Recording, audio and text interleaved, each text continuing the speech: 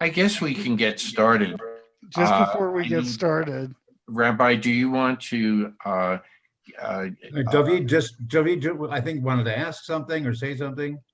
It sounded I like he just was wanted to say trying to get your something. attention. And my quote of this Sabbath morning is from Genesis the 15th. And he brought him forth abroad and said, Look now towards heaven and count the stars, if thou be able to count them. And he said unto him, So shall thy seed be. I'm quoting that today in honor of our new president elect.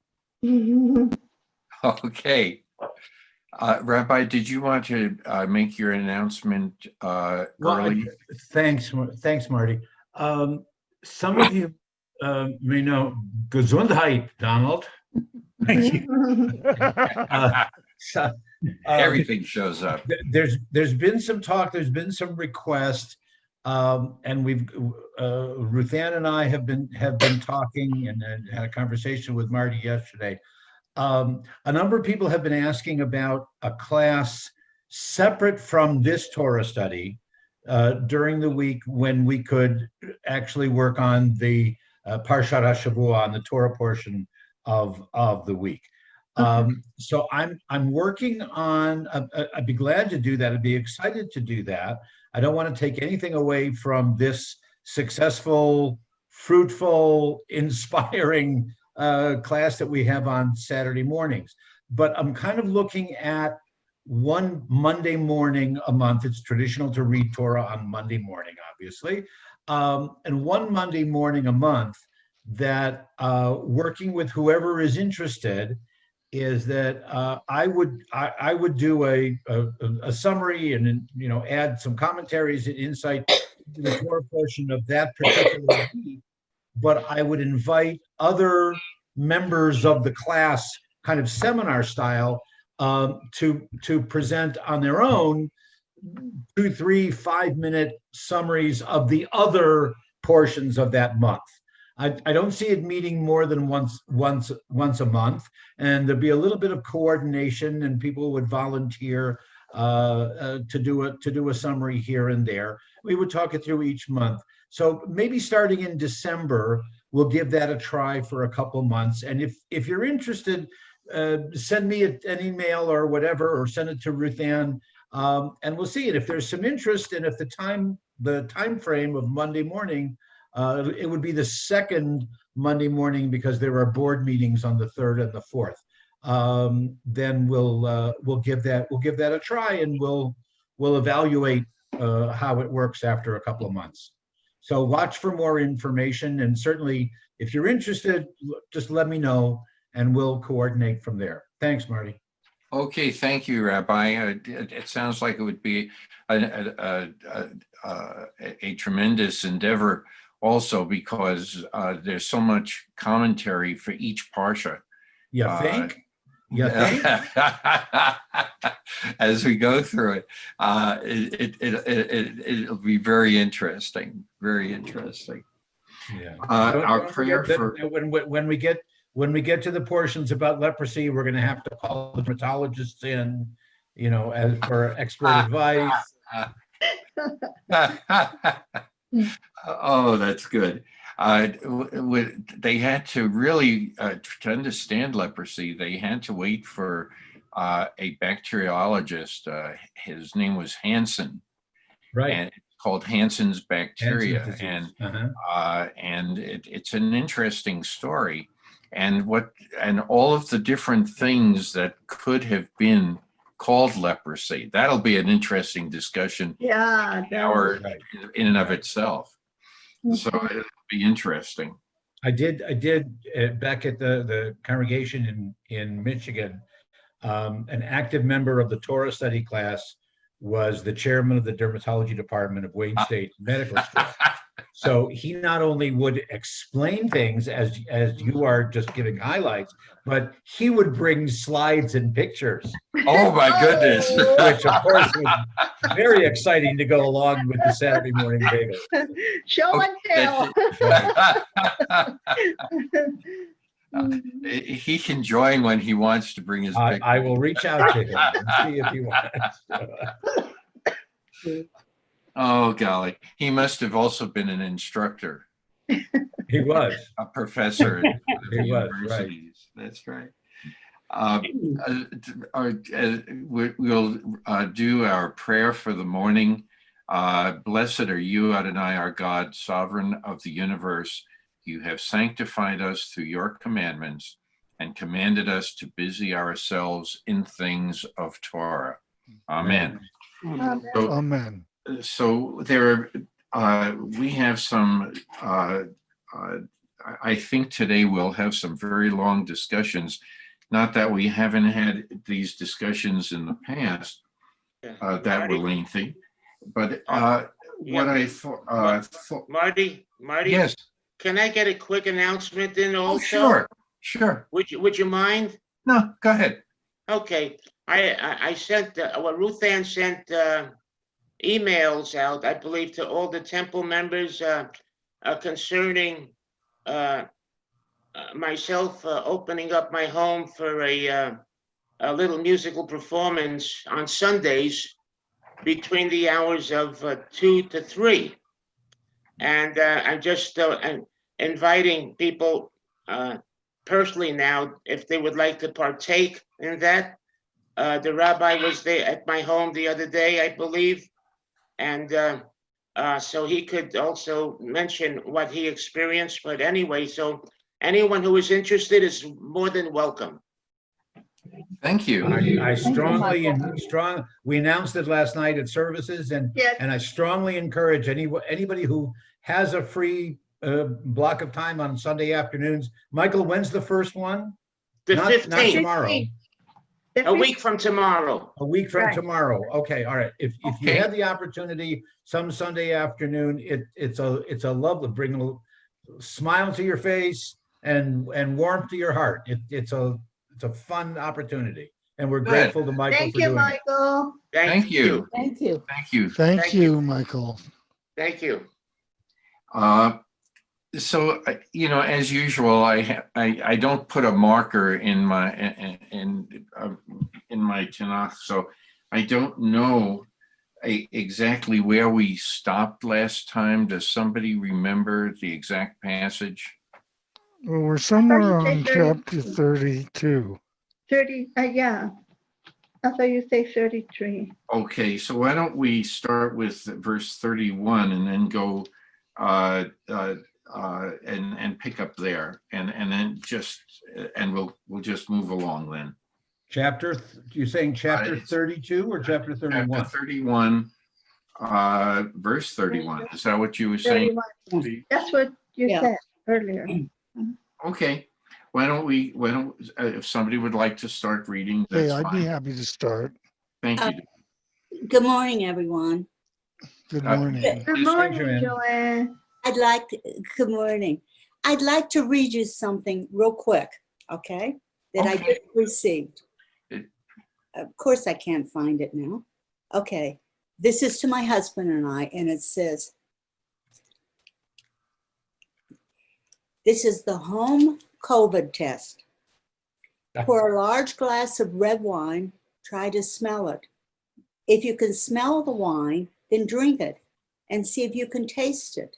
If you can taste and smell it, this confirms you do not have COVID.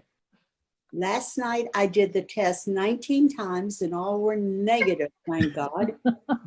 Today, I'm going to do the test again because this morning I woke up with a headache and feel like I am coming down with something. I am very nervous. Uh-huh. Thank you for the jocularity. That is good.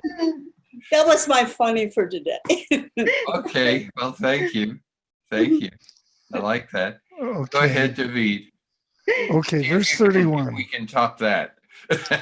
And I can top that. And Jacob answered and tried to top that. No. And Jacob answered, The Hebrew does not say that. Now, okay, I'm sorry. And Jacob answered and said to Laban, because I was afraid, Gesundheit, And for I said, lest thou shouldst take thy daughters from me by force. With whomsoever thou findest thy gods, he shall not live. Before our brethren discern thou what is thine from me, and will take it to thee. For Jacob knew not that Rachel had stolen them. And Okay, Laban went into Jacob's tent. David, let's Yes. stop there. Any comments that anyone wants to make at this time about what we've just read? I just got the Walter commentaries. He says, that person shall not live. Jacob does not imagine that anyone in his household could be guilty of theft. Right. If he is not unwittingly condemning Rachel to death, his premonitory words at least foreshadow a premature death in childbirth. And that's what we're going to read. Yes, Don? In between sessions per week there, I read and read on what we talked about, but I realize how much this is foreshadowing, at least in my opinion, the importance of idols at Sinai. You know, that at that time, idols were just so incredibly important as symbols of power and importance, that I'm seeing the foreshadowing of Sinai when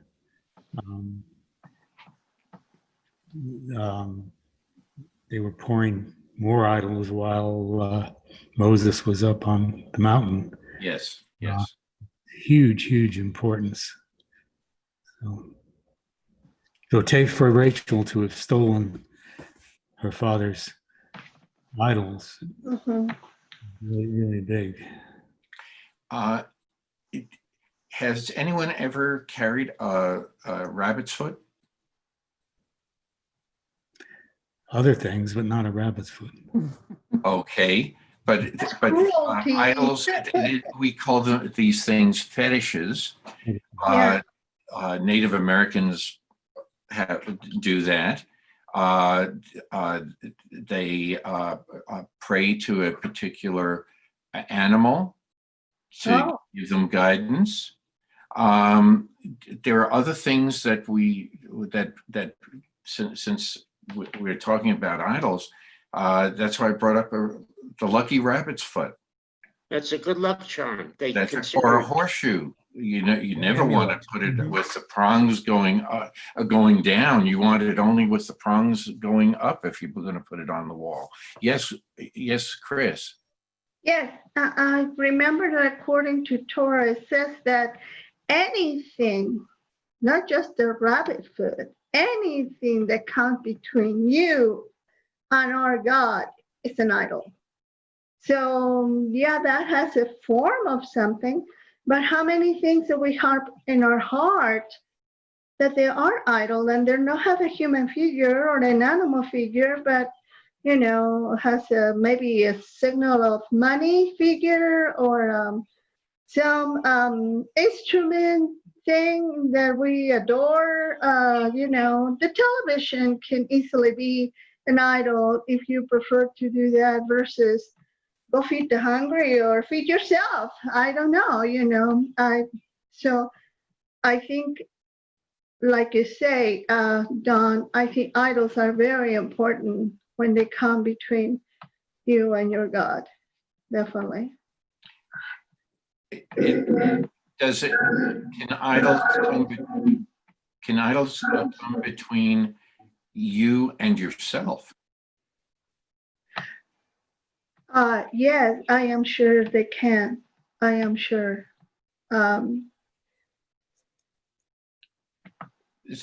Because if you put too much faith in an idol, Right.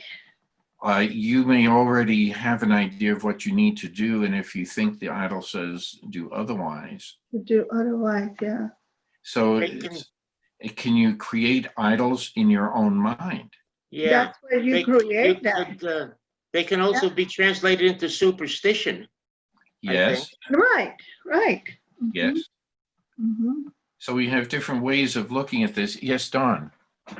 I was thinking about the times, because at that time, it was fine to have idols and fetishes and totems, but I don't, not to leap ahead, but not until the commandments were given, and thou Right. shalt no You shall other. have no idol before me.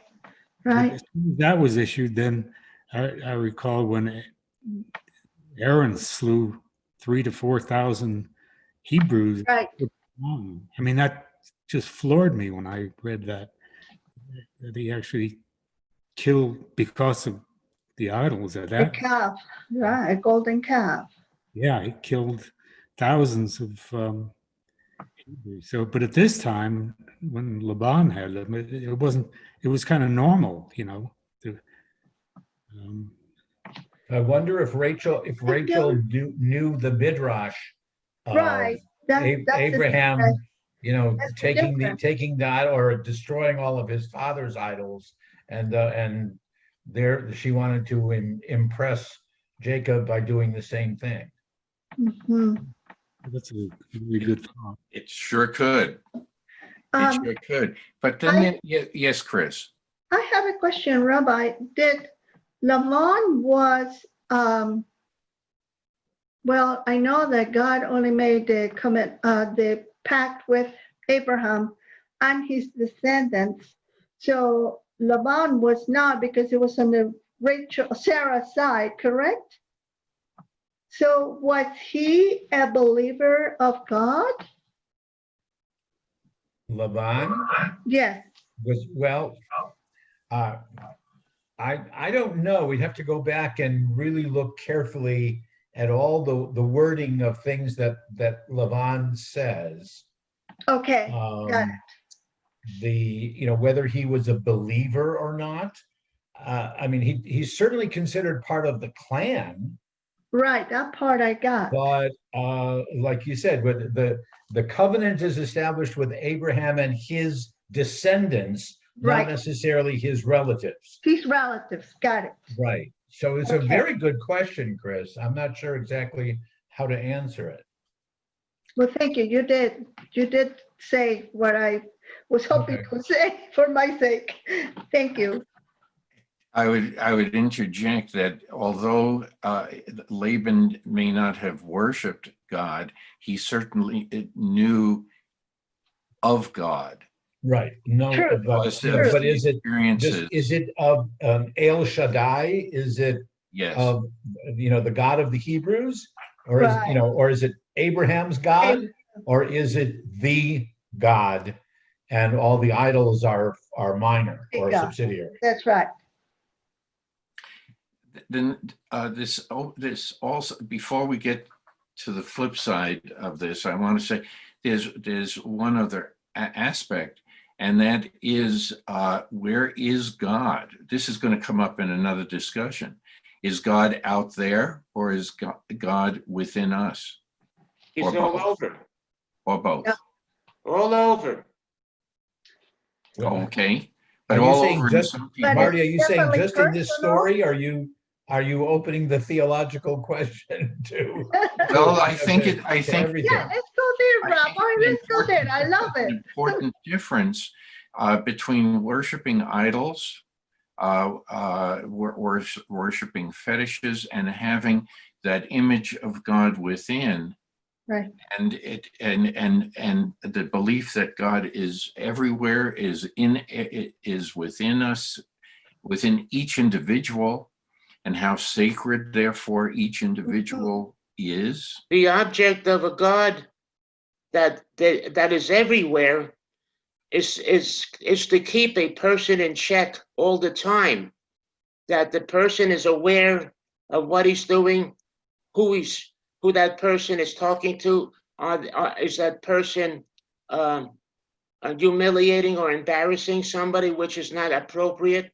Is that person doing harm to another person?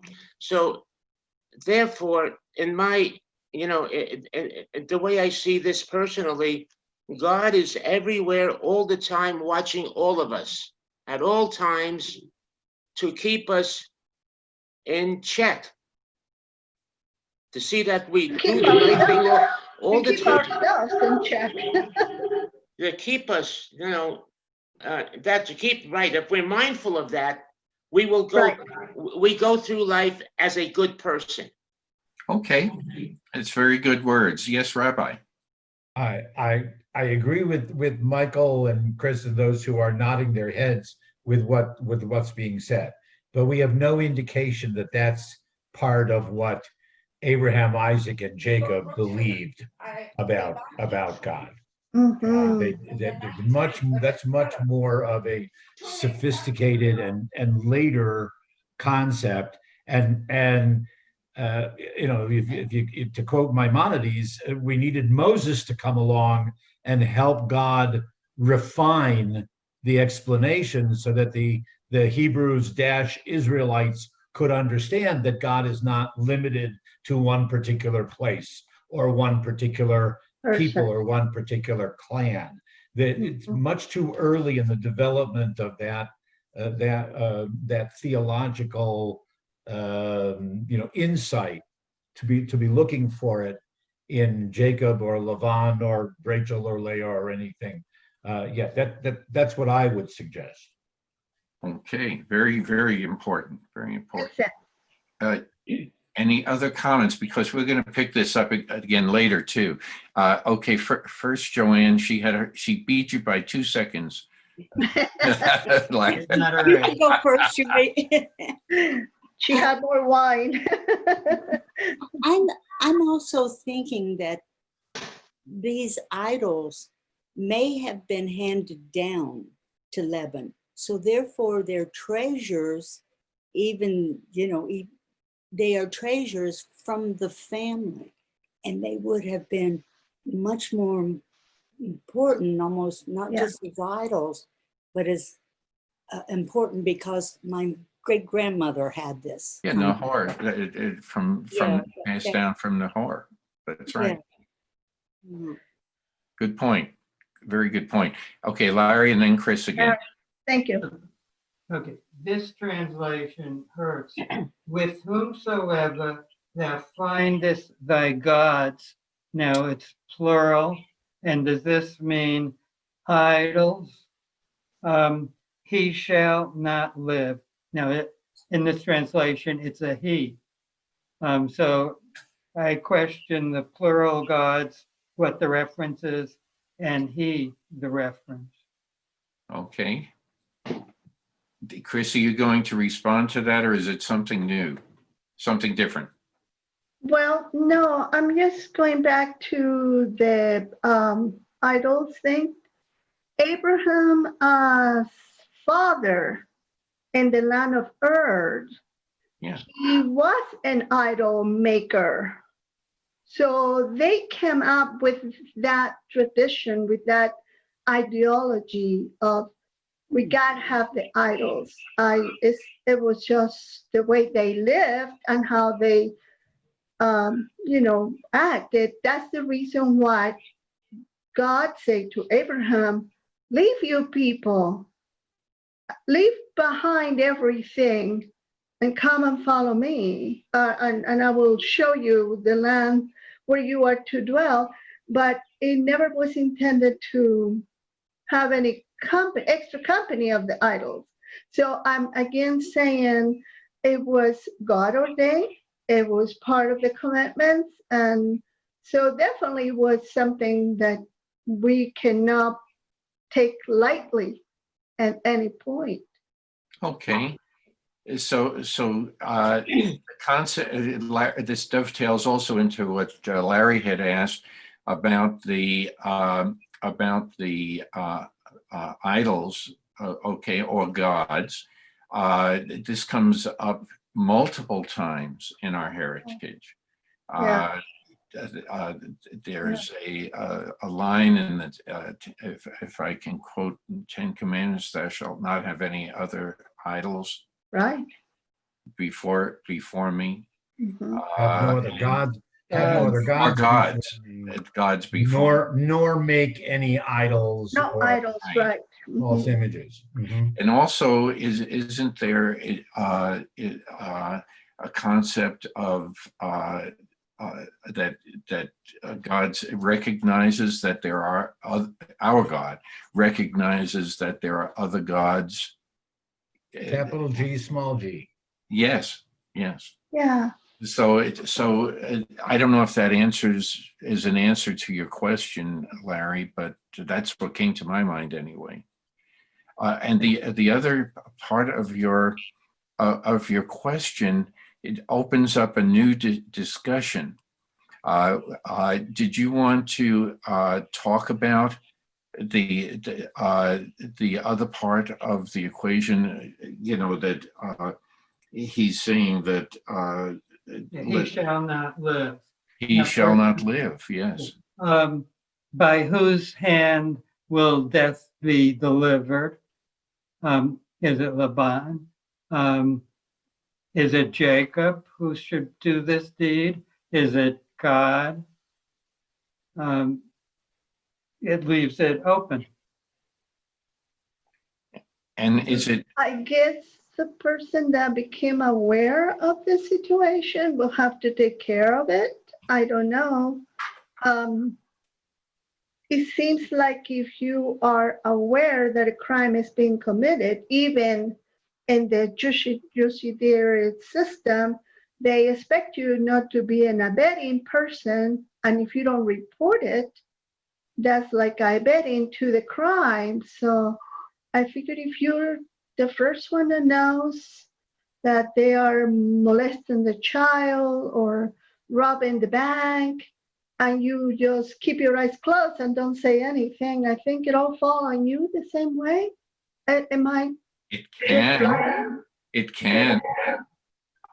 There's some interesting aspects to this that have to be raised. We know what's going to come later in the book. We've discussed this before. That Rachel dies in childbirth.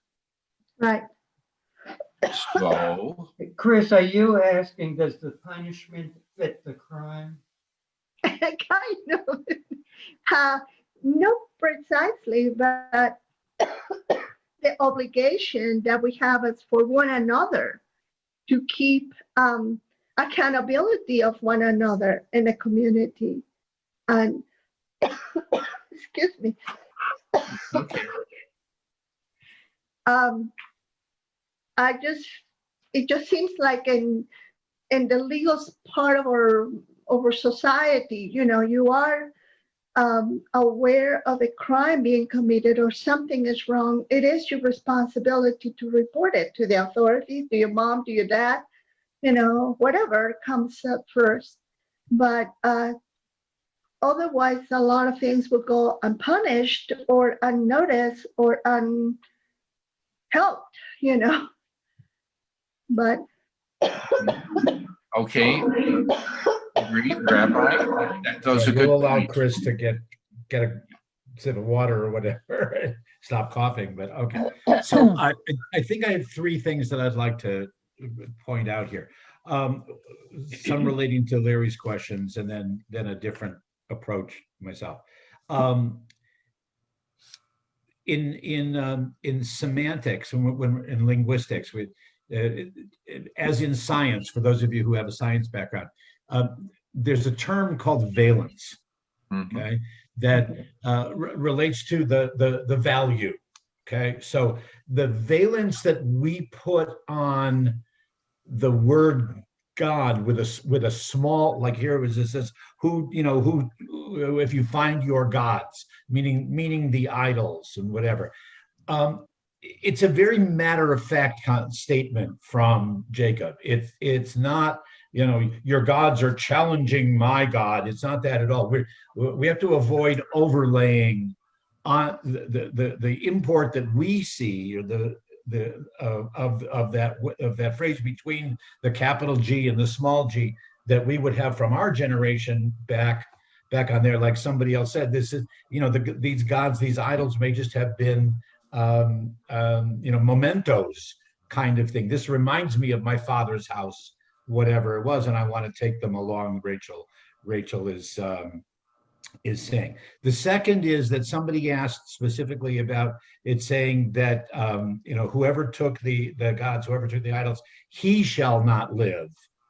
Okay. It's a simple third person singular in Hebrew. It's a generic. It's just, that particular person would be a better translation. But speaking of translation and leading into, again, I would remind you that it's like this morning, somebody somewhere, teams of whatever their backgrounds are, had to ultimately determine, okay, we are going to project that Joe Biden will win this race at some point in time, okay? The same thing happens with not the translation necessarily, but with the punctuation by the Masoretes in the Torah, okay? So at some point in time, a group of them got together and said, in verse, wait a minute, where am I now? In verse 32, okay, someone had to make the determination. Most of us should have the translation something like, anyone with whom you find your God shall not remain alive, period, or in my case, it has an exclamation mark. In the presence of our kinsmen, point out what I have of yours and take it, okay? So most of us probably have a translation similar to that. However, like I said, one of the Masoretes or a group of them had to decide to put that period or exclamation mark before in the presence of our kinsmen.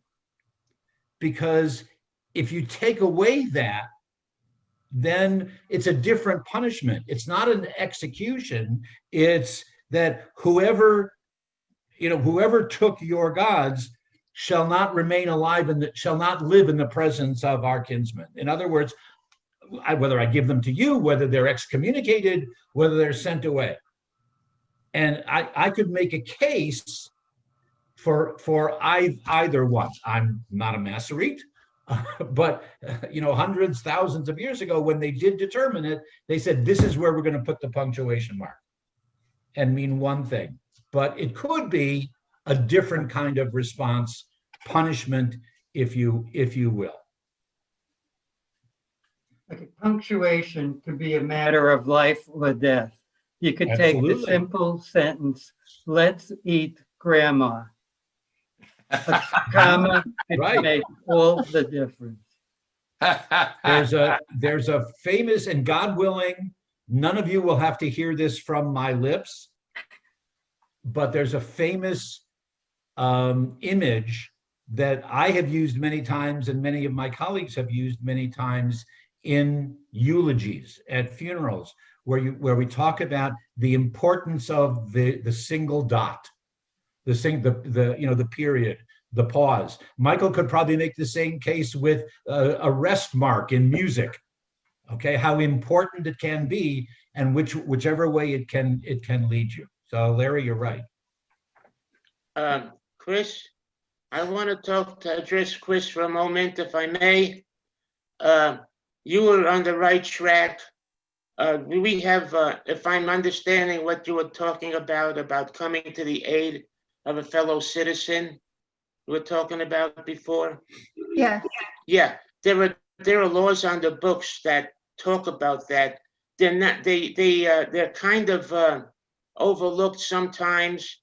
But when there's a very dramatic situation, as I understand it, it's incumbent upon a fellow citizen to come to the aid of someone in major distress, Mhm. and it can be used if something goes to court and it's litigated in a court. That person could receive a fine or maybe even jail time. It doesn't really happen a lot. It's very seldom, but you were on the right track with that. I don't know clearly, but it's what I'm saying. There's something to what I'm saying. There's something about that, and I don't know the law exactly. Right. Well, I only go with experience. I work at the Department of Justice for 25 years, so I know that a lot of people were held responsible for many cases that were aiding and abetting to a crime and they failed to report it. Because especially when you're looking at senior citizens, children, abuse to children, abuse to wives, all of that stuff is taken seriously with as citizens, we're obligated to watch for one another. And I think that's what God would say for each one of us, to be each other's brothers' keepers, you know. Abel didn't do it, but I mean, Cain didn't do it, but we should be really more concerned about what happens in our neighborhoods and to take a stand for what we need to do, the right thing. So. Okay, very good, very good. I wanted to get back to Larry's question that he brings up a very, I think it's the second half of his question is also very important. What happens, what is going to happen to Rachel?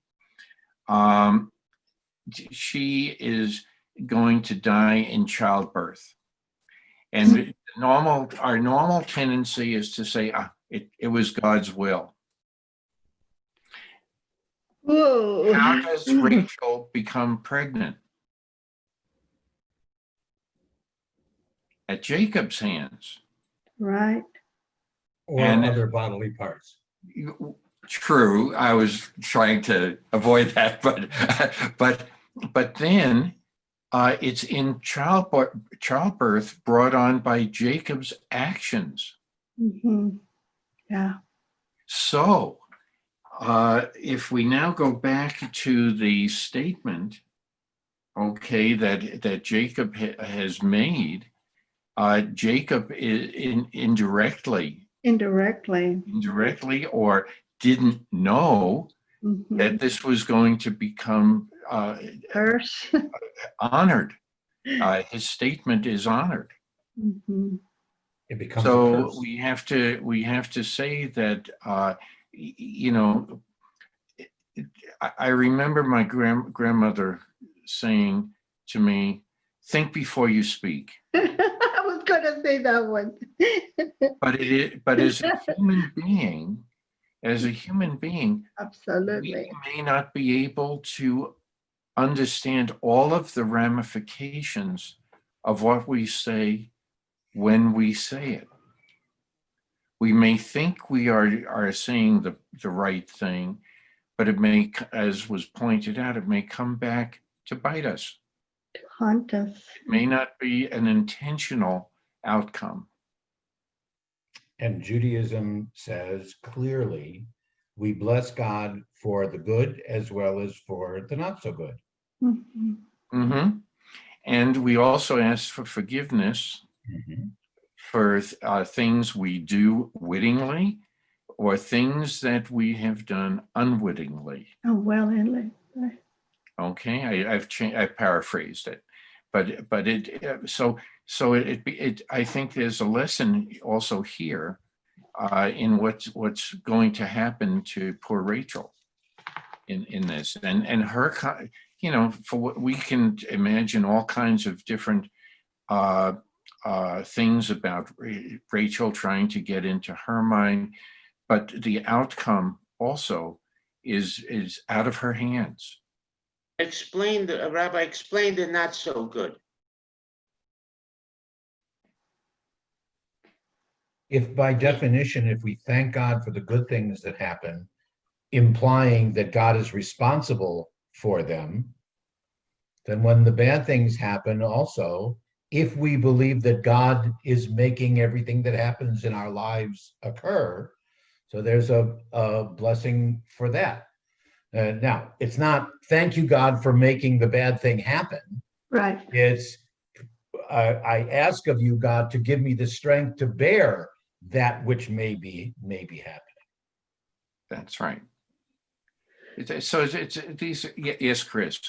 I'm sorry, but I just feel like there's something here that I need to ask. It says here that Laban went into Rachel's tent, and Rachel had already hidden the idols, sat on them, and said that she was not getting out because she couldn't. So isn't that she's making her last final choice? Well, there are several choices in this, yes. Right, right. So to say that God did this, I think Rachel did this, Contributes sort of to, it. yes. Because she could have said, I'm sorry, Dad, here is your idols. I took them. And that would have been a different punishment. That would have been a different thing. I love the idea of the choice that we do have. And then we mess up many times, but there is a possibility that everything could have been well.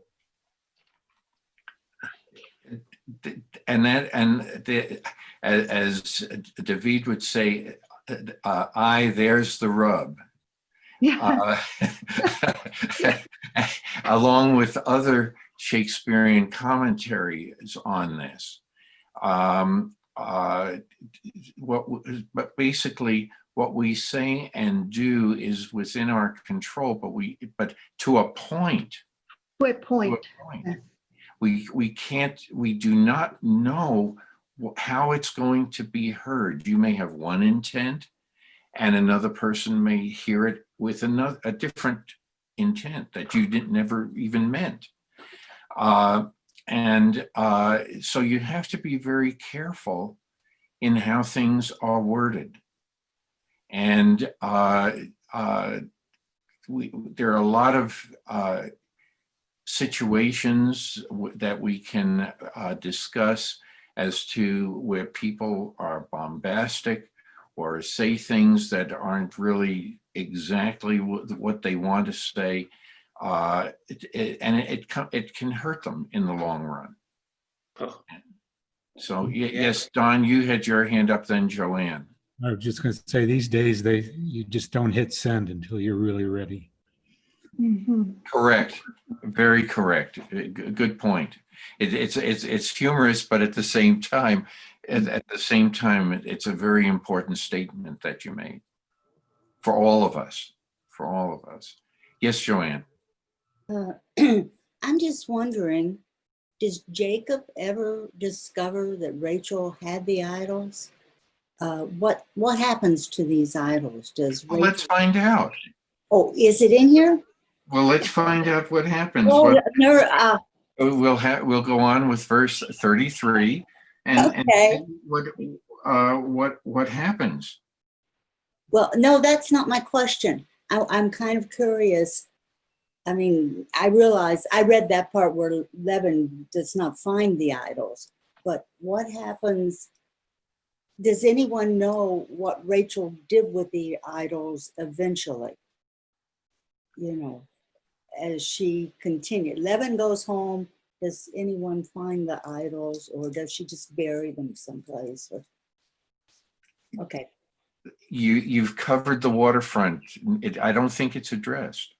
Okay. It may be, but I don't think it is. No. I don't think so either, but I just thought maybe I'm missing it someplace. Thank you. I am not aware of any midrash that the idols are indeed found.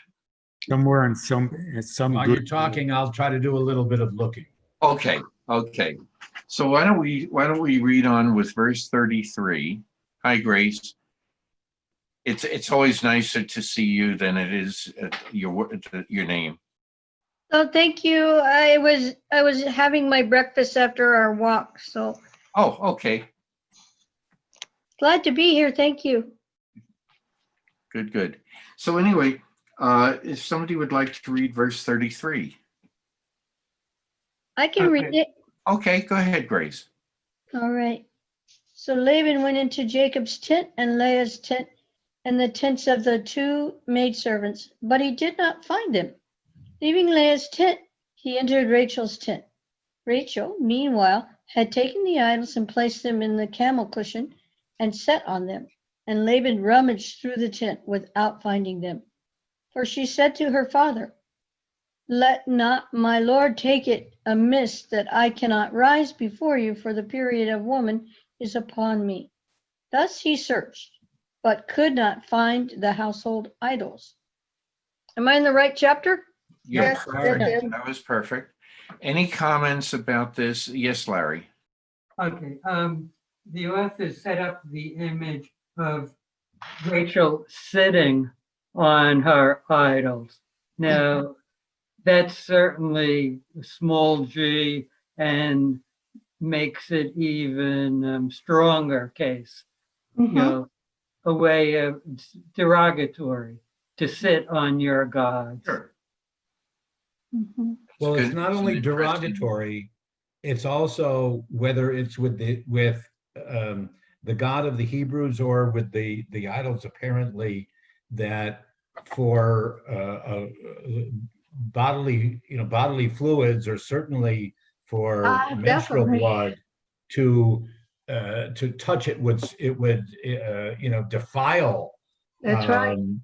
the god Yeah. or the idol. So Lavan can't imagine that Rachel would do that to his idols.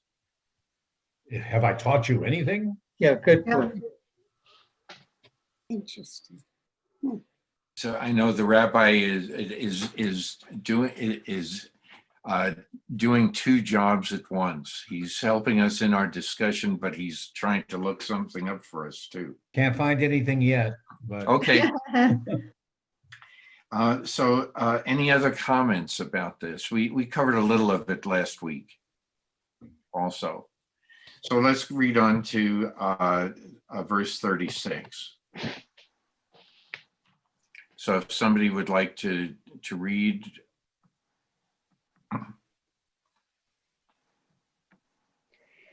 I'll read. Okay. Now Jacob became incensed and took up Incensed. grievance Right. with Laban.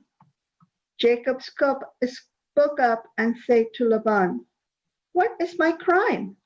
What is my guilt that you should pursue me? You rummaged through all my things that I have. You found all of your household objects? Set it here before my kinsmen and yours, and let them decide between the two of us. Okay. What any comments here?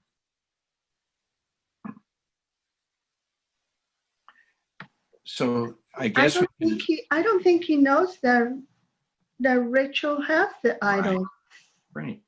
I think he was genuine and saying we don't have such a thing. Does Jacob have a right to protest like this? Sure. Based on his own knowledge, sure. Yeah. So now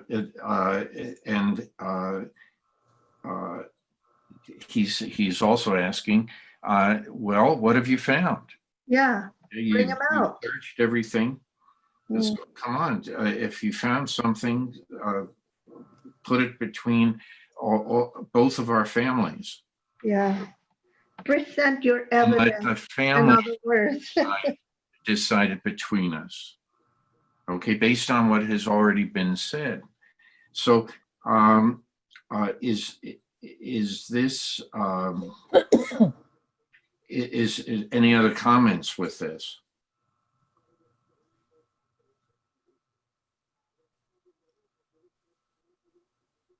Okay, why don't we go ahead and read on. These 20 years I have spent in your service. Your ewes and your she-goats never miscarried. No seed I fixed on rams from your flock. That which was torn by beasts, I have never brought it to you. I myself made good the loss. You Exacted. in it for me. Whenever I search, snatch by day or snatch by night, often scorching heat ravaging me by day and frost by night, and sheep fled from my eyes. I'm sorry, I'm having problems reading this glasses are not working anymore. Okay, I want to stop there. Does okay. anybody else want to cover?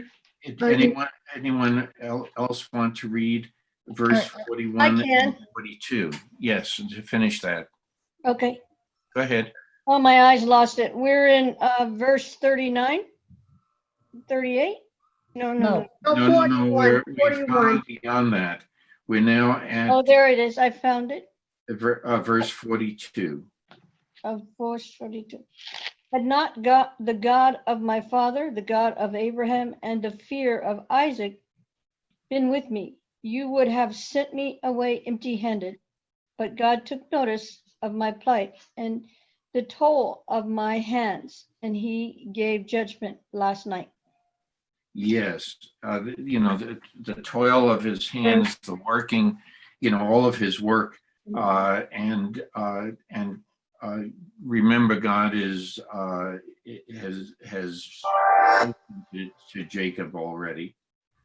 As far as any comments about this, we alluded to the 20 years before so this has been a heck of a chunk of time out of Jacob's life. He's given a recount of all the effort that he has put into Laban's sheep herd, and how much has he prevented Laban from really worrying about his animals, that he was totally in charge and he never once worried him about anything. He said, your animals did not miscarry, and the ones you lost, I took, the responsibility of them. So he is just stating that he had no reason to be questioned like that regarding the idols, because he had proven himself a worthy man during the 20 years that he worked for him. Okay. He want to take 2 little idols or 3 little idols if he was taking care of bigger stuff like Laban's wealth. Okay. Grace, you had your hand up. Yes, I do have a comment. Earlier when we were reading, as the search was happening, before he's telling him, well, look what I've done so far, that why would you suspect me of taking, these household items? And Laban even referred to them, and I think Leah as well, that they were household items, not these idols of presenting the God. So I think that this whole idea is that, Jacob is an example of behavior that is worthy, and these idols have been set upon. Now they have an impurity to them, which is still yet to be discovered by the seeker. And I just found it interesting because even in the commentary it talks about he was, let's see, whereas Laban refers to his gods, the narrator is careful to call them household idols. Teraphim. Is that I pronounce that? I believe that's a Hebrew word. It's Terafim.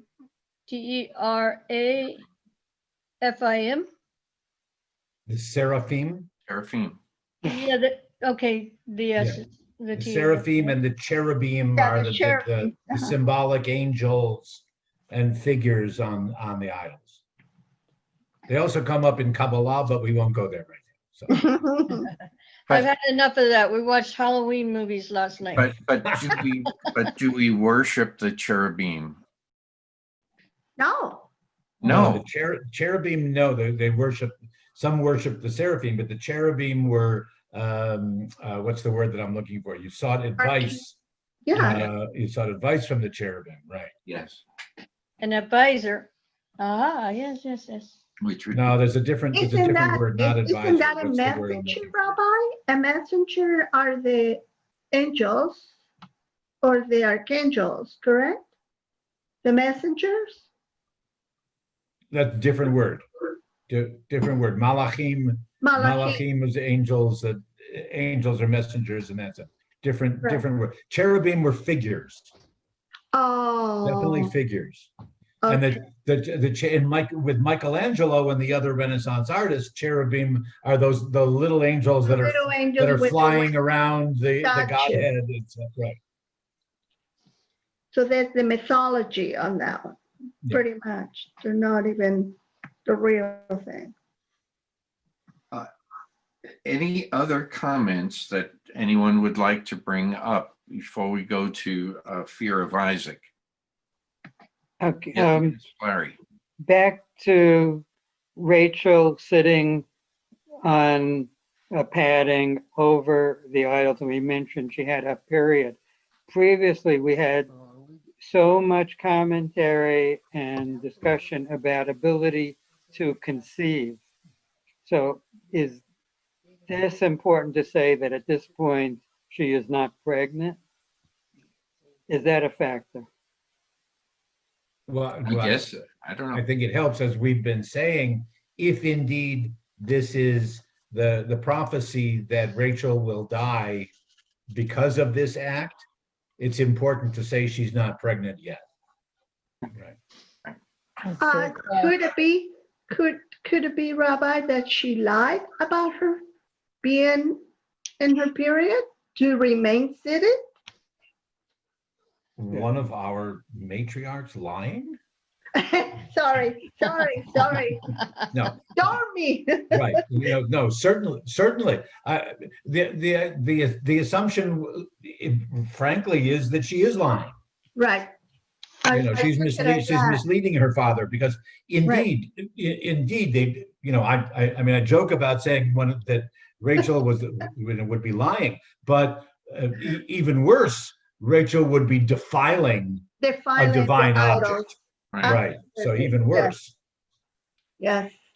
Suzanne, you had your hand up. Yeah, I guess I'm just gonna have to disagree just a little bit. I think that Rachel was pregnant at this time. Maybe not very far along. I mean, maybe she was only 2 or 3 weeks pregnant. But I believe that because of the fact that she lived after Jacob's statement and didn't die till later. And it was probably about 8 or 9 months later that she died. And I do think that she clearly lied about why she couldn't stand up. She had to say something. Right. And what one thing could a woman say back then that would give shivers up and down a man's spine? So she had to say something. So that's what she came up with. Okay. When you lie to someone, you're deceiving them. Right. Oh, Is she was deceiving all deception- kinds of people. Yeah. Is the deception only in the mind of the deceiver, or is the deception accepted by the deceivee? Well, the deceivee would not know that she was lying. I mean, That's right. what are they going to do? Prove it to me that you've got your period? I mean, he's not going to say that. Suppose you as a parent, you said, my child would never lie to me. Yeah, I heard that one. Okay. And now you're accepting you've deceived yourself. Your child could lie to you. Depends on whether you're saying it to yourself or to someone else. Yeah. Right. So it's a two-way, it's a fine line, and it's a two-way street. It's not always as clear cut as we would like it to be. An example of something, we had a similar discussion when we were talking about the birthright. Is it a white lie, or is when is a lie a white lie? When or when is it deception? Do we say it depends on the motivation behind the lie? Is it to save someone else? Is the lie okay? If it versus to save yourself?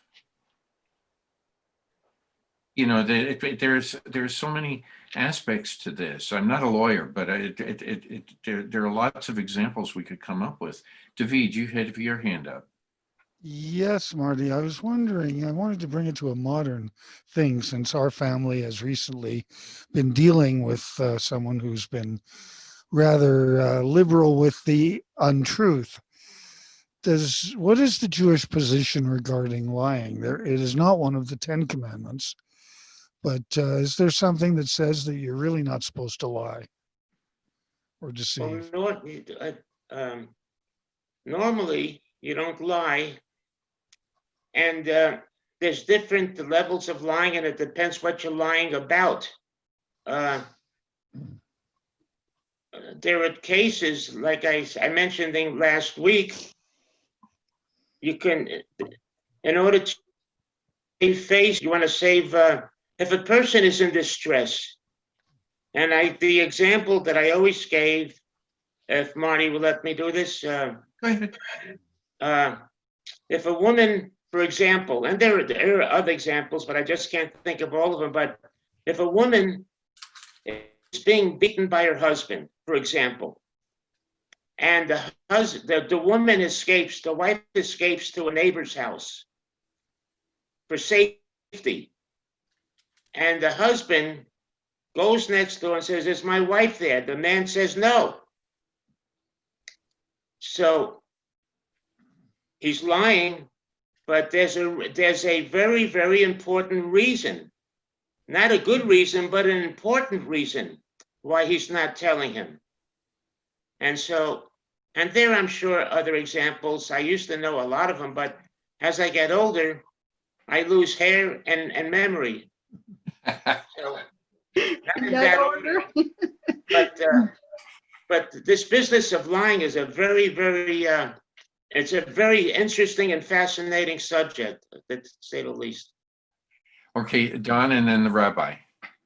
I wanted to respond to that, and then to the previous point. We are commanded not to bear false witness. Right. That's correct. Right, yeah. It's a very powerful expression. That's the English translation. I don't know enough Hebrew to be able to get into that, but that covers pretty much all what we would consider falsehood, because when witness is conscious observance, and then if we render that incorrectly, we're lying, basically. At I least think you've just hit a home run out of the park with That's that. right. Thank you, man. Thank you. Then before that, Laban goes into Rachel's tent, and trying to picture that, it's a very dramatic scene. I mean, it's almost Punch and Judy. There's Rachel sitting on the camel's cushion underneath of the idols, and everybody knows it. And then in tents, there's not that many places where you can hide something in a tent. So it seemed to me that Laban at that instant probably knew that Rachel had taken the idols. Interesting. But then his issue, he doesn't want to get into anything with Rachel. It's his daughter. He'd much rather have it out with Jacob, who's the head of the household. And if there's something he doesn't know, it would be that Rachel didn't tell Jacob. But I read that as if Laban knows perfectly well that Rachel's sitting on the idols, and then from there, then we go into the man-to-man between Laban and Jacob. Okay, Rabbi, I think you had your hand up before. Well, I wanted to clarify a little bit with David's question, with Don's response, with Michael's response. In the 10 commandments, which you need to remember are really no more special in Jewish tradition than the other 603. Right. Of all the 613 Commandments. commandments, we don't necessarily identify the 10 as being the most important. But the two of the 10 commandments that do refer to somehow of telling a falsehood or not, or false testimony, the bear false witness is understood by the rabbis specifically to be talking in a court case, okay, in the presence of judges or witnesses, and do not don't lift up God, don't bring my name into God says, do not bring my name into a false oath Discussion. or whatever. I'm blanking on I can give you the Hebrew, but I'm blanking on the English that more of you are familiar with. Also is, if you're raising your hand and saying, do you swear to solemn, so help you God, kind of thing, that if you tell a lie, now you're bringing God into it. Mhm. And that's the sin, if you will, by bringing God, not telling the falsehood, but of bringing God into it. Because they certainly recognize, as Michael was saying, I believe correctly, that Jewish tradition, I don't know if it's necessarily in the Torah, but certainly in rabbinic literature, recognizes that there are times when to save a life or to protect someone's dignity or reputation or whatever, yes, you have to qualify, indeed, what you say, tell a little white lie, if you will. Look at Sarah, whatever it might be. So no, there's not a specific thou shalt not lie, but there's what they say, we put a fence around it. Mhm. And under very limited circumstances, we understand if you must lie. Not that you should, but that if you decide that you must lie. Okay, I know before I get to Suzanne, I again, this images sometimes move around. Chris, did you have your hand up before? Yeah, I did, but it's okay. Now Oh, okay. let Suzanne have it. Okay, thank you. Suzanne, you're okay. on. Yeah, I just kind of wanted to add a little bit. The thing that came to my mind when Michael was talking was the example of Rahab in the story of Joshua, in the book of Joshua. Yeah. Mhm. And right, when she hid the two spies, and they were looking for them, and they knocked on her door, and she said they weren't there, and that saved their lives. And now this, what I'm going to say next, I can't remember if it's in the Old Testament or the New, but I know somewhere in Scripture Rahab was honored, and that may have been in the New Testament. No, it's in the end. It's the end of the story that Joshua saves her. It's almost like puts a sign on the door saying, "You may think that she's a prostitute, but she's a lifesaver." Right, and In she ended essence, up right? Mhm. marrying, I forget who, David. but she became part of the line of King David. Right. There is still another part in Scripture, and now I'm thinking more it was the New Testament, where she and some others were given recognition for what they did with their lives. And well, anyways, so I don't think she would have been honored like that if she wasn't given a pass on what she said to those soldiers that were looking for the two witnesses. So I guess what I'm saying is that if you're saving a life, sometimes you got to do what you got to do. And she wasn't bearing false witness in a court of law. So I guess it was okay. Okay, Larry? Was another example when the mob was outside of Lot's home and he protected the angels or strangers. Mhm. Yes. So there's a track record here. Chris, are you raising your hand? Oh, I'm not even in there, am I? Did you raise your hand? No, I didn't. Okay. I'm sorry. Okay. Yes, Larry. Another thing, when we spoke about in a court of law and before the use of language, how do you answer the question, do you still beat your wife? Did you ask, did you beat your wife with a still? Do you still? I know. Right. You go Yes to or the still no? before you beat your wife? Oh, yes, Joanne. I, in biblical times, the woman, if she had her period, which is what Rachel's saying she has, you really were not even supposed to go into her tent.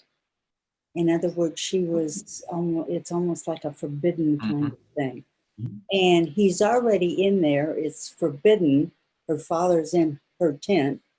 And so her just sitting and saying, I have to sit here, look wherever you want to. He truly almost felt like going out just because he was in forbidden territory. In other words, he was willing, this is his daughter, probably her beloved, because she's so beautiful. And he's willing for whatever she says to turn around and run the other way because he's in forbidden territory. If Is that the you- reference to the red if you tent? sorry, go ahead. If you Yeah, Larry, yes, it is a reference to the red tent. Yes. Yeah. if you are saving or protecting, is the lie appropriate? Is the word lie appropriate? Because I'm getting the idea that, and I certainly don't know what the word would be other than lie, but I would just put it in this context. Is it appropriate? Is the word lie appropriate when you are in the act of saving and or protecting? Any comments? What? No, any, I'm asking the group if they have any comments to answer your question. Yes, Well, Rabbi. I guess that the philosophers and the linguists would say, yes, it still is the word. The intention, the motivation, and the repercussions don't change the fact that it was an untruth. Okay? We might be able to understand it. We might be able to sympathize, empathize, whatever, and acquit if it's in a court of law, but it doesn't change the fact or the reality Right. that it was a falsehood. You were telling a lie. A lie. Mm-hmm. I think Now- that's how the linguists and the philosophers, maybe the legalistic scholars would answer it too. No, I agree with you. In defense of poor Rachel,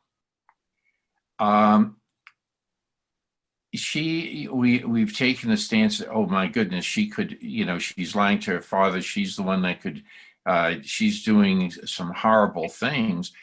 But could she also realize that if not only that she can be put to death, but as a result, Jacob would be put to death and possibly her own children.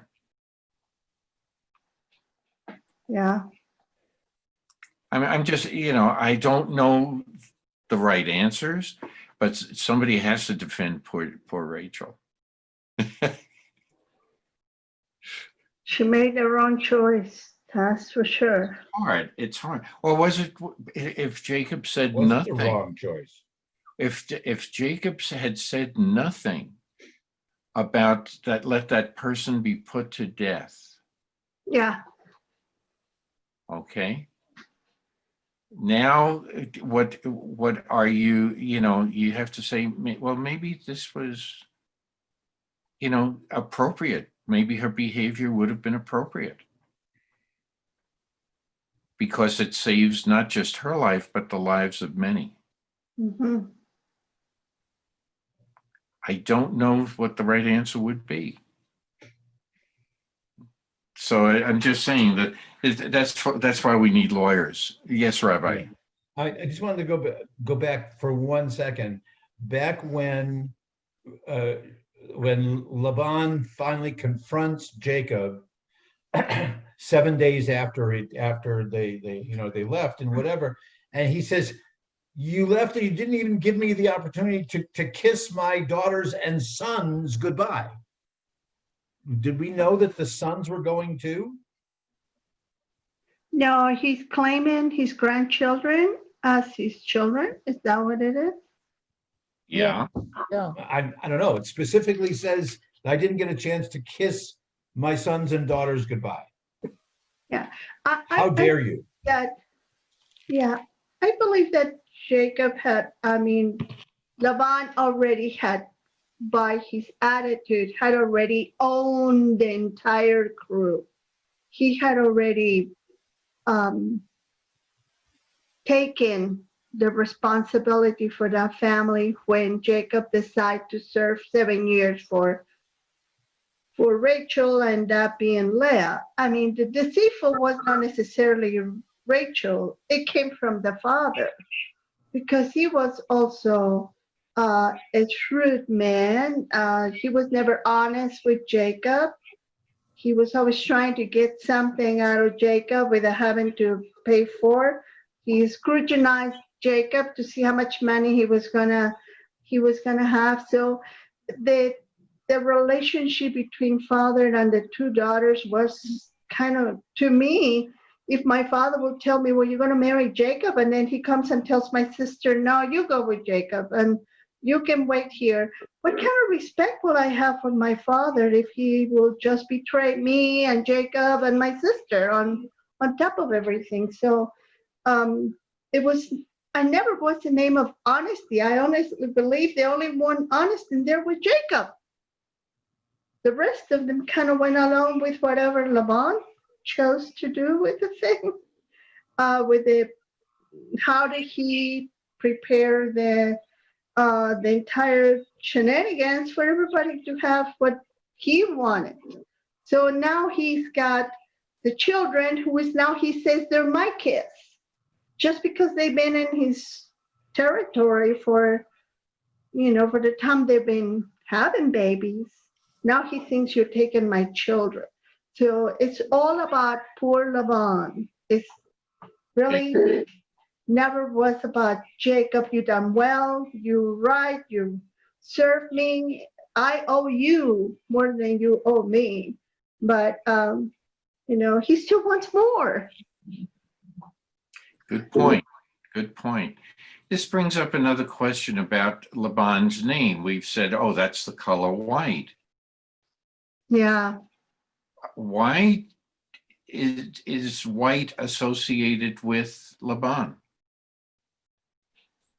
I don't know that one. Is it because he is the master of white lies?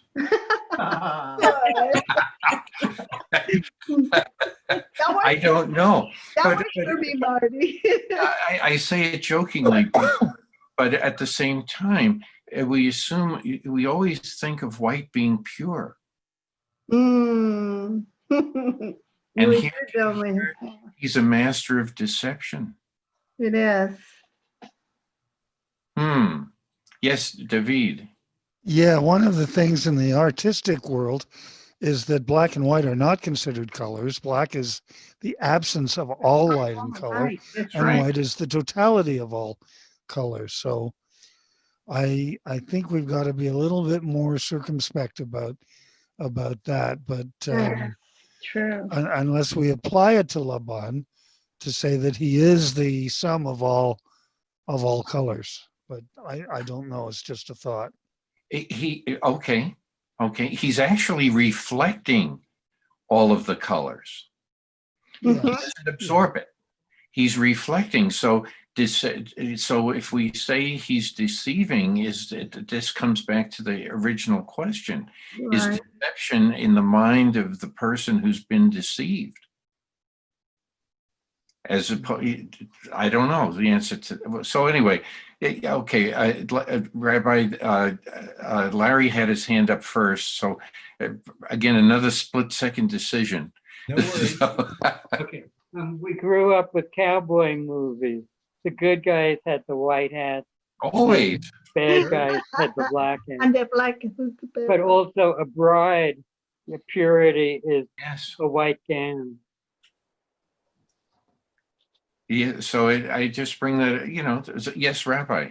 Well, I'm speaking on behalf of our fellow student, Steve Marin, that Lavan in Hebrew not only means white, but it's also a word that's used for moon. Mm-hmm. Okay.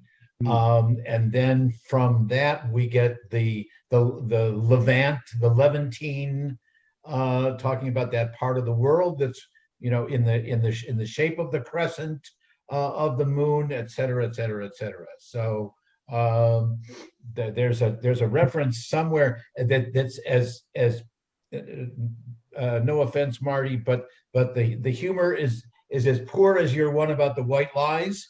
There's the thing that somebody like Lavan only did what he did when there was a full moon out.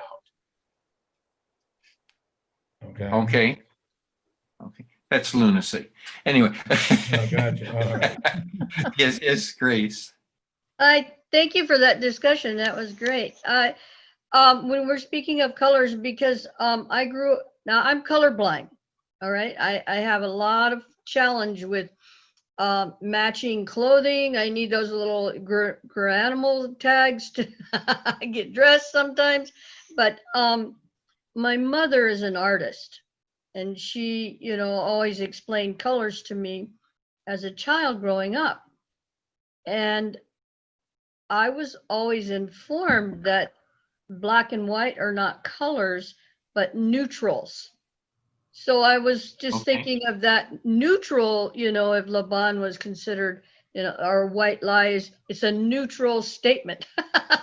Maybe, I just thought I'd throw that out there because I love everything that I heard. I had gotten a cramp in my foot and had to walk it out. So thank you. You're welcome.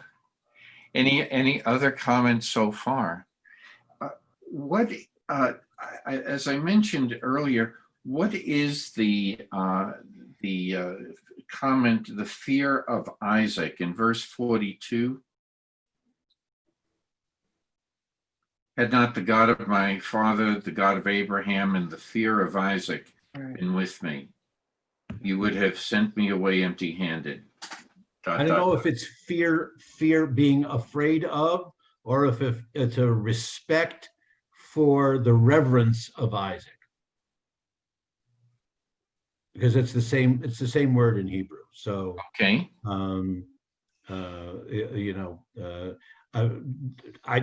You could make a case that it could be either that out of fear for Isaac, or that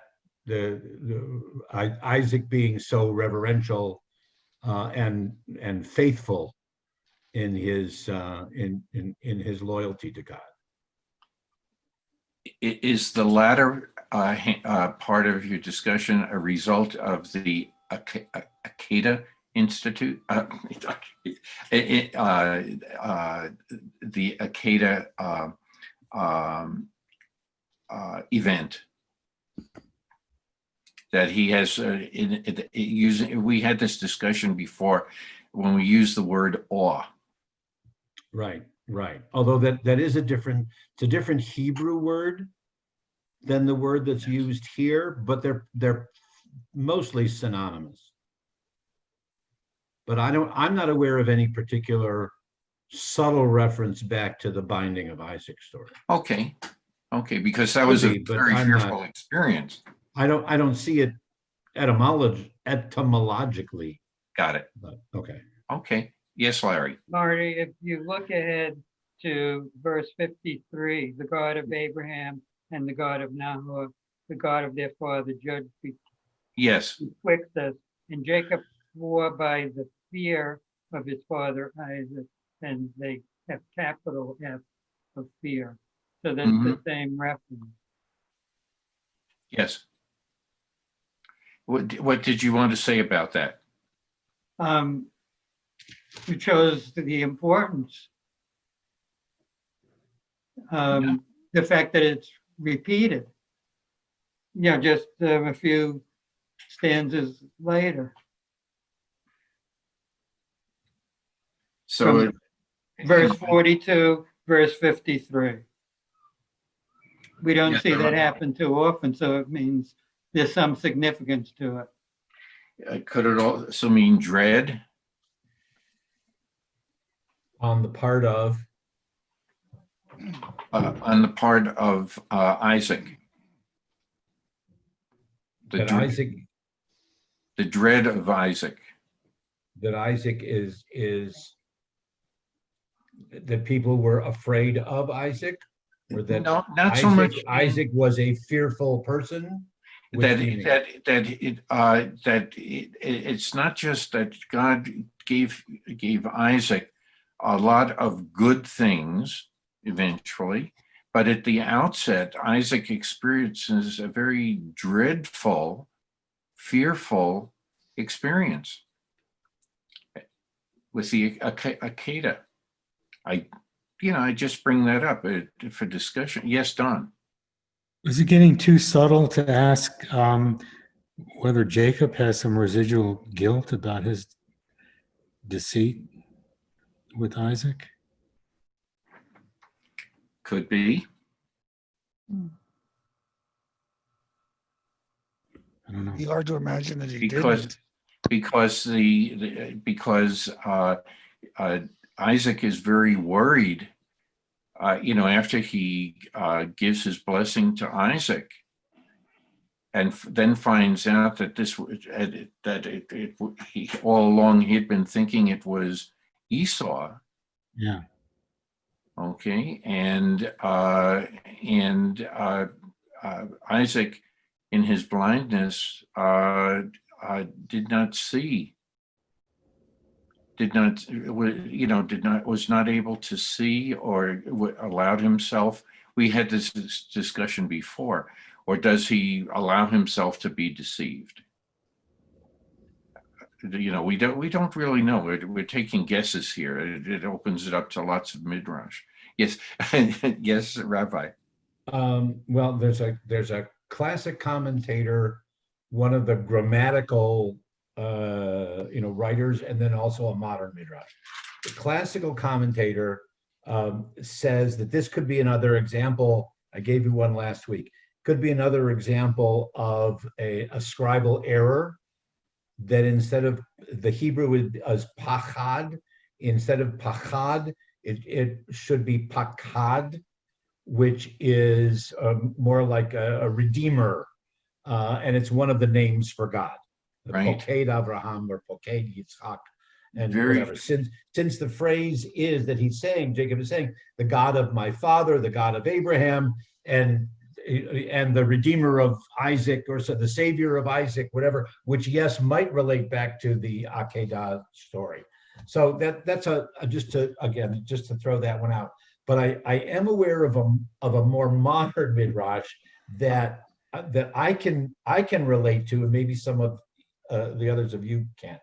While the phrase seems to be challenging to us, of the fear of Isaac, or the dread of Isaac, or whatever, how many of us have nicknames for important people in our lives? I think especially of grandparents or something like that, and it's possible that that Pachad Yitzchak was a family nickname to differentiate the relationship that Abraham had with God and that Isaac had with God. He had just a different phrase, a different nickname, and that maybe we're reading too much into it.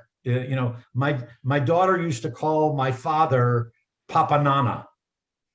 Well, which is it? Is he a papa or is he a nana? Because when she was very little, she couldn't make the distinction between the male and the female. So she put them together, and it was Papa Nana. So Pachad Yitzchak may have been a particular name, whether it was an alliterative and familiar and fun, loving name, or whether it was a pejorative name. Don't know. Right. But that's a modern midrash commentary on that phrase too, because it does, as Larry said, it does appear twice. Thank you, Rabbi. That was really Thank you. awesome. Thank you. Any other comments about what we've just read? Well, let's try to read on a little bit more.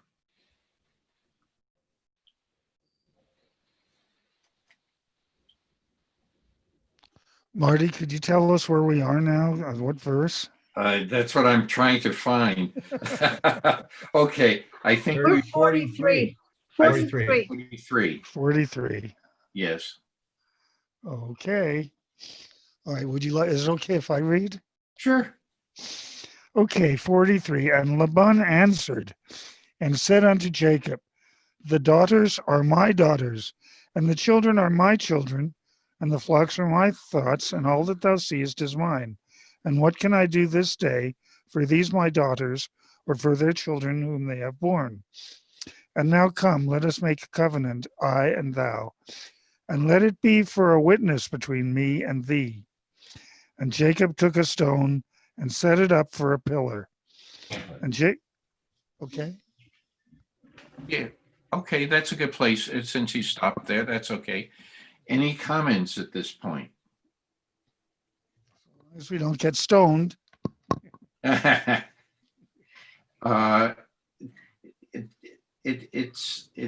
This was in part an answer to some of the questions that were raised before. Laban thinks that the daughters are his daughters, the children are his children, and all of the flocks are his flocks. All that you see is his, even though other arrangements had been made along the way.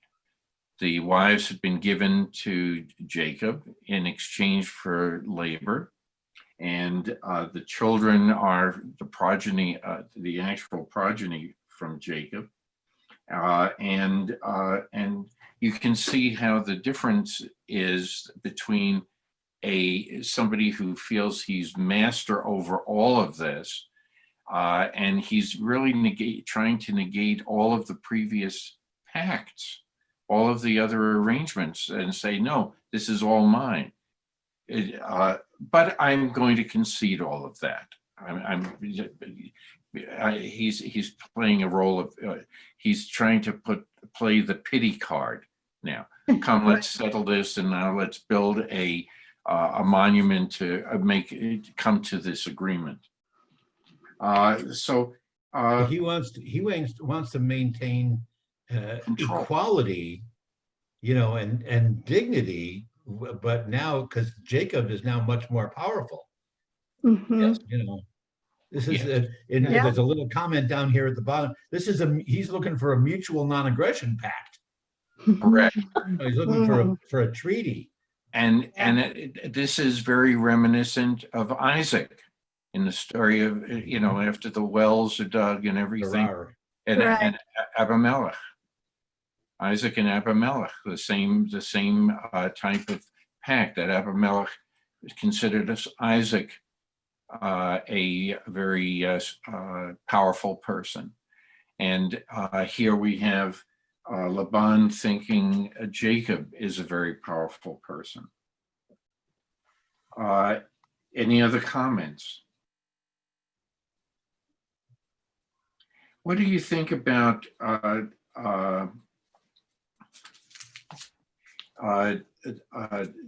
in verse 45?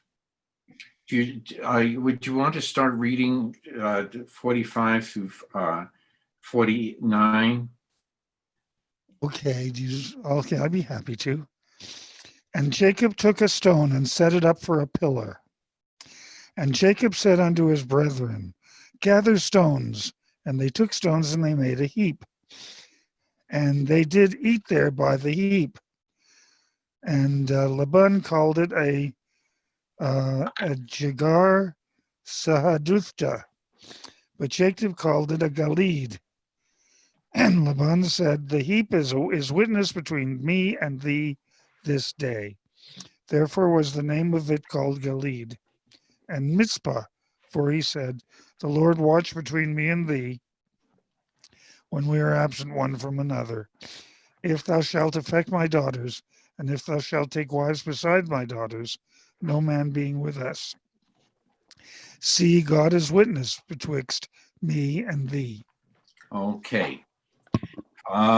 Any comments about this? Let me add and help. Again, Steve's not here, so I'm speaking on his behalf too. Okay. Yagar Sahaduta is Aramaic. And this Right. is the first time that we see an Aramaic term in the text. So it's obviously added much later. Exactly why Oh. we're not sure. It may have been a recognizable or identifiable, a well-known place. Gal Aid. I know David was pronouncing Gal Eid, but it's Gal Aid. Is a gal is something that goes like a cycle or a wheel, and aid is that word for testimony again, for witness or testimony. And then mitzpah is an outlook place. So this is obviously took place on a high point where they could look out and see. So who was coming. It's the kind of place where you would build a fort on a mitzpah. Because sofet is to look out over, to scout, if you will. Like The a scouts fort? are called sophim in Hebrew. Okay. Very good. That- yeah, Rabbi, could you say what Galid is again? I'm sorry? Could you repeat what Galid means again? It's gal aid. Oh, Galad? Okay, yeah. The aid part is the word for testimony or witness. And gal is something that's that roll like a wheel or a wave. It is a gal in that sense. But again, it also could be there's a high place in the northern Galilee called Gilad, Gilgal, and yeah. or Gilead in English spelling. And it could be that it's the same place, because that also is on a high point. Uh-huh. Okay. Joanne? Joanne? There's also a song that we sing at our church called The Balm of Gilead, Yep. which is this word, meaning this agreement. As I'm thinking, learning more, the agreement between Jacob and Laban here is Which is a it's soothing balm, a and soothing reference. something soothing. Yeah, Right. that song is going to be kind of one of my nice ones now. Okay. Okay. I was impressed also with the fact that Jacob selects a stone and sets it up as a pillar. It has to be a large stone, Mm-hmm. Flat. and it has to be obviously oblong if it's going to be like a pillar. Mhm. And then it goes on to, as Jacob says to his kinsmen, gather stones and to make a mound. Okay, so they're erecting a little monument at this Mhm. point. Could this also be taken in another frame of mind of the fact that he is looking at it as symbolic of God's witness to this? having a pillar, Boundary. and that the stones that are being added are from his tribe, their belief in that one God. I don't know, Larry's shaking his head. Yes, go ahead. Okay, back to verse 44, I and thou. That made me think, wasn't it Martin Buber? Mhm. Yes, About the relationship and the connections with God, which validates what you just said. okay. I was going to, but yes, it's similar. Any other comments? Yes, Chris. Yeah, I am kind of surprised that it's Laban who's doing this. It's really not Jacob who is naming or saying, let's put this boundary between us, but it was actually Laban. And I like the idea that maybe after all these years and all this time and all these events, I'm beginning to see who you really are like, and you are like unto a God. I mean, my God, well, maybe he recognizes there is a real God because he's the one who wants to keep peace or wants to make a monument to that event. Okay, that's Okay. true.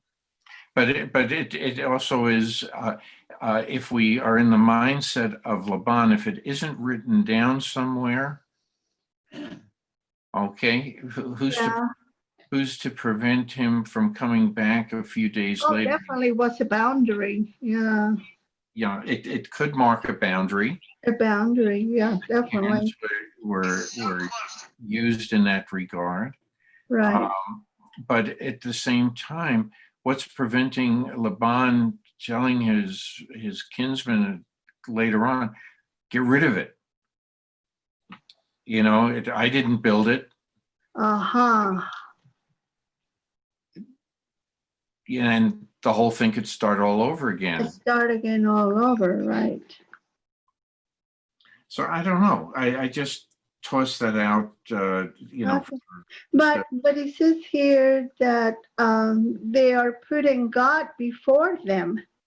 That God will watch between you and me, and that God himself will be witness between you and me. So, Well, Chris, I'm going to ask for you to hold that thought for a second. Okay, I'm sorry.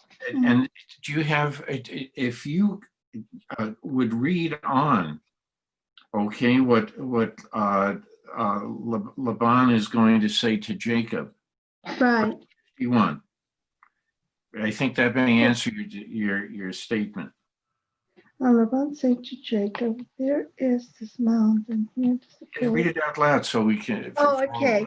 And Laban said to Jacob, here is this mound, and here is the pillar in which I have set up between you and me. This mound shall be witness, and this pillar shall be a witness that I am not to cross your path. This mound to cross to you past. This mount, and that you are not to cross to me past this mount and this pillar with hostile intent. May the Lord, may the God of Abraham and the God of Nahor, their ancestral deities, judge between us. And Jacob swore by the fear of his father Isaac. Jacob then offered up a sacrifice on the height and invited his kinsmen to partake of the meal. After the meal, they spent the night on the height. Okay. So, yeah. So right. is this monument, are they in complete agreement that this little monument is represents God? Right. To Laban, it's the gods of Nahor. Nahor, yeah. Right. Nahor is the father of Abraham, right? Yes. And the father of Laban. Okay. Okay. So so are they, this mound has a totally different interpretation to, it's a different representation Right. for Laban. Because what does Abraham then do? Not Abraham. I mean Jacob. Offered a sacrifice. Jacob did. Yes, but what's wrong? What's different from this? A sacrifice is made, but Jacob invites his kinsman to partake of the yeah. meal. It is not But no Laban's kinsmen, right? right. It's Right. it's a This is separation. just a pact between them and our God. In other words, an acknowledgement of from here on is the God of Abraham. So this is another episode, another situation where Jacob is erecting a cairn or mound or whatever you want to call it. Right. The story of I'm sort of paraphrasing Jacob's ladder and the story of Bethel. Bethel. Okay, so now it's still with him. Yes, Rabbi. I'm not so sure. If I was hearing you correctly, Marty, I'm not sure that I agree That's okay. that you're and understand kinsmen the same way. I think that this is after they've agreed upon the pact and sworn by their own gods that everyone ate together. Okay. Oh, Not just Jacob and his people, but they all ate a meal together. That's definitely a custom of the Middle East. Yeah. Yes, it is. That's why That's how I took after it. concluding a business deal or whatever it is, Deal let's sit down. close. Okay. Right. Okay. What time is it? Okay, let's go on. Any other comments here? Yes, Joanne. Okay. I'm reading the word fear. It has appeared twice. And when I think of the word fear, now it's like reverence. And Jacob here says Abraham and the God of Nahor and their ancestral deities. So that which is before. And then the reverence of, and then Jesus swore by his father, that reverence for God, that fear. I think this is an enormously important passage of the two of them coming together, and that if they pass the boundary, it's only in love, in community and friendship. It's no longer in that they won't fight. I think this is really kind of awesome. Okay, yes. Chris? Yes, Rabbi. Is the word fear can also be reverence? Yes. Well, yes, it can. This is not the usual Hebrew word for reverence. This is more the Hebrew word, the verb that relates to fear being frightened, rather than reverence and awe. But they are somewhat synonymous, but there definitely is a difference. And it's interesting to try to figure out why the difference is there. That's why I was suggesting that A, it might be a scribal error, or B, it might be this, some kind of a familiar, home name that that Jacob used at some times, rather than the God of my father, the God of my grandfather. And the fear of Isaac, right? Yeah. What was the word in question? I must have Well, missed. the Hebrew here is pachad. And the word that Chris is thinking of that we usually translate with fear or reverence is yirah. Mhm. Yeah, that's the source of, like, in the Micha, like no ra tehilot, awesome, awe-filled in wonders, Okay. whatever, as opposed to being afraid of. But we're Reverent. being reverential to. Right. Because that could also be used here on Jacob swore by his father, only that if the Hebrew says it is the fear, but it could also be the reverence that Isaac had for It could be the wrath. It could be the wrath of his father, like the wrath. Marty was asking before. Is there some kind of a hint to? Does Jacob still wonder what his father is going to do after he deceived him? Right. Yes, Larry. True. And 54, and Jacob offered a sacrifice in the mountain. Do we have any clue what kind of sacrifice? And is this a sacrifice to God, capital G?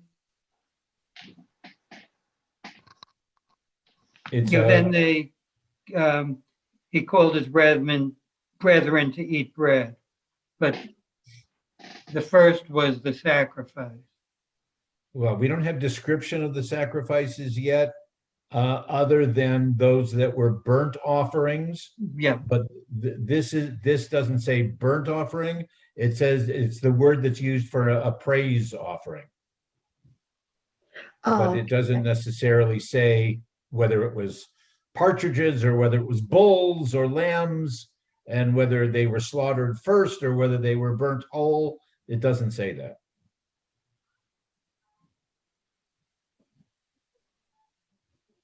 It is, I have a note that goes, the footnote is, pertains to the next few verses, but it also applies here.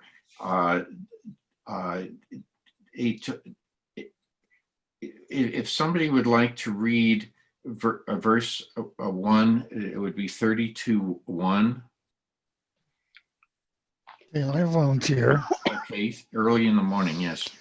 I'm going to start it going back to 54 first, though. And Jacob offered a sacrifice in the mountain and called his brethren to eat bread. They did eat bread, and they tarried all night in the mountain, looking through their telescopes. Now, chapter 32. Wise guy. Yeah. And early in the morning, Laban rose up, put his telescope away, and kissed his sons and his daughters and blessed them. And Laban departed and returned unto his place. And Jacob went on his way, and the angels of God met him. And Jacob said when he saw them, "This is God's camp." And he called the name of that place Mahanaim. Okay. Any comments? I just wanted to read this this verse 1 through 3. It says the brevity of this account is puzzling. The 3 verses may have been part of a larger story now lost. Oh. They serve here as a postscript and conclusion to Jacob's wanderings. Angels met him when he first set out in Genesis 28:12, and meet him again as if to signify that his exile for the past 20 years has always been guided by God. I like that. Mhm. So any other comments? Does Mahanaim have a meaning? It does. It means 2 Honey. camps. It means what? 2 camps. 2? Camps.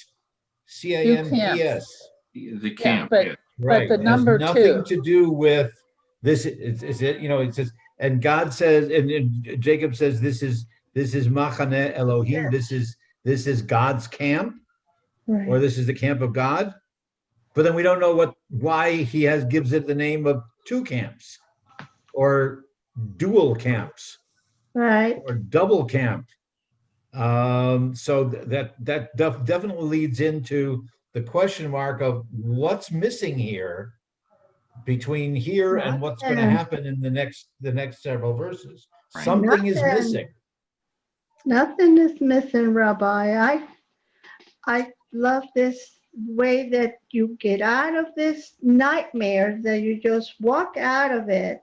20 and some years with Laban and his little going on circus, and now you have crossed the area and you're met by two Malachim, and now you realize God is still with you. God is still in your midst, and you're moving forward. I mean, how can you miss anything? But why? I mean, I can understand him naming the place, this is God's camp. This is where God appears to me. This is where I'm prepared to move on, to go forward, as we said at the beginning of our Torah study. We're gonna move forward, because after this decisive period in which we've been involved. But Right. then he named it two camps. Well, maybe What's the that's second one another. referred to? Maybe that's another grammar thing in the Hebrew. I don't know. It might be grammar. But whatever he called I mean, it. it's an identifiable place in modern Israel, Really? Uh-huh. but and in modern Jordan also. But maybe that was the place already was known by that name there, and before. and Jacob's naming it is just an overlay. Okay. Maybe because Bethel is the first one, and the house of, and now Jacob is moving away from this whole area, returning to his homeland. That he is camping out. So this is, rather than being another house, God still has one home, but he's Right. camping with you. I don't know. But God is where your home is anyway. I mean, your home is where God is, in other words. So it doesn't matter where you are, as long as God is with you, I guess. I don't know. I love that part. Good point. Yes, Suzanne. I I'm have the thinking last it's- word, Suzanne. Oh, that's what I say to my husband. Anyways, I'm taking this to mean that it's God's camp and Jacob's camp, and the two of them are together and unified. Good. I mean, I don't know if Good that's, point. I mean, that's how it strikes me. Sure. I think you make a good point there. Any other comments before we end today? I do think it's interesting that Jacob sees the angels and knows that they're angels. Yes. Yes. That's all. Okay, no, it's important. I think it's very important from the standpoint of the fact that he knows the accounts. He's now remembering, he's recalling the accounts of his grandfather and his father, and it's all starting to come together in his mind. Right. So tune in next week to see what happens as a result of all of this. It wasn't hard for him to identify. They were standing there at the bank of the river with signs. Welcome home, Jacob. With banners on. I know, he was on a camel named El Al. Yeah. Marty, I have a comment. Yes, Marty? Michael. Yes, Michael. Okay, I wanted to ask you and the rest of the group if it would be appropriate at some point during this 2-hour session, in the beginning or at the end, to maybe make a Mishubera prayer for the people at the temple that need it, if it would be appropriate. So nobody there had mentioned this, but I've been thinking about it for a long time. And I thought that it would be a nice thing to do, but I don't want to take it upon myself to. Okay, the rabbi is. Yeah, actually, Michael said no one at the temple has. The ritual committee has been pondering this for a couple of meetings as to whether or not to ask the Torah study people, and we hadn't come to a conclusion, but to whether to ask the Torah study people if we could include both a Misha Merach and a Mourner's Kaddish Yeah. on our time. So no decision had been reached. I thank Michael for bringing it up. And if people want to comment, I'll be glad to take those comments back to the ritual committee and see if they endorse it as well. What I want to respond to that. What is there to ponder? I mean, it said to me in my thinking, it would be a wonderful thing to do, and it should be passed without a discussion, because it's so important. People are needing. The older we get, we have. I think you yourself, Rabbi, had a procedure, and it looks like you're done fine. Thank God, you're good. And I don't think that, I don't understand that pondering business. It's something that, in my opinion, should just go forward. It should be a done deal.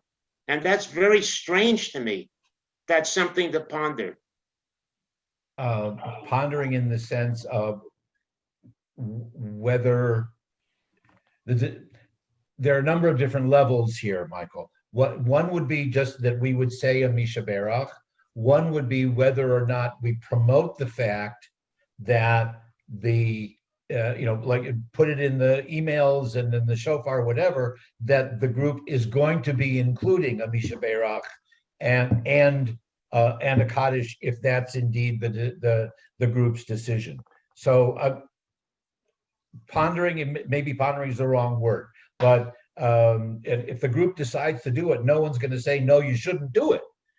By all means. My understanding is that something that the group used to do before, maybe not every week, but so whatever it is, I'm not trying to guide the conversation one way or the other, just saying that the ritual committee was talking about whether or not to formally ask this group to include Misha Berach and Kaddish, to include lists, or just to say those prayers, and whether or not to promote the fact that you're doing it. Those were the aspects that we were talking about.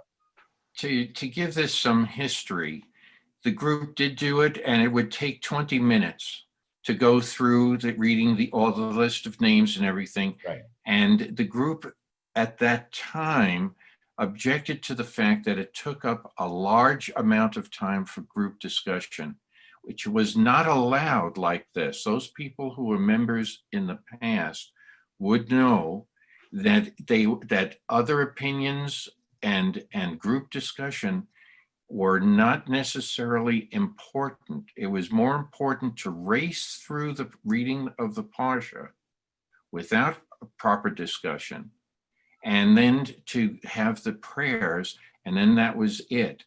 No more discussion.